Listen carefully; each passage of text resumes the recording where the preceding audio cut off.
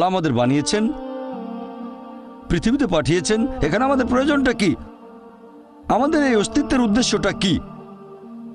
আল্লাহ এর উত্তরে বলেছেন সূরা মুলক অধ্যায় নম্বর 67 আয়াত নম্বর 2। আল্লাহ বলেছেন আল্লাযী খালাকাল মাউতা ওয়াল হায়াতা, যে আল্লাহ সৃষ্টি করেছেন মৃত্যু ও জীবন পরীক্ষার জন্য। কে তোমাদের মধ্যে কর্মে উত্তম? আল্লাহ সৃষ্টি করেছেন জীবন ও মৃত্যু পরীক্ষার জন্য। কে তোমাদের মধ্যে কর্মে উত্তম? আল্লাহ পবিত্র কোরআনে বলেছেন সূরা আলে ইমরান অধ্যায় নম্বর 3 আয়াত 185।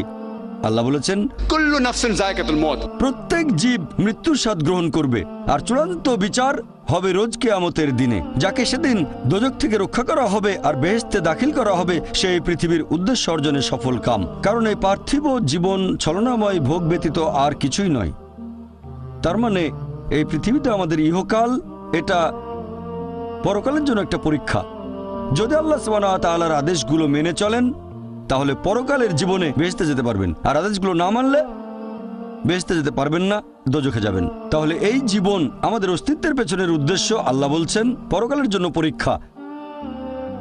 আর আল্লাহ পবিত্র কোরআনে বলেছেন সূরা আনকাবুত অধ্যায় নম্বর 29 আয়াত নম্বর 2 যে তোমরা কি মনে করো আমরা ঈমান এনেছি এটা বললেই তোমাদের ছেড়ে দেওয়া হবে? তোমাদের অবশ্যই পরীক্ষা নেব। যদি শুধু মুখে বলেন আল্লাহকে বিশ্বাস করি, আমি একজন মুসলিম, আমি একজন মুমিন,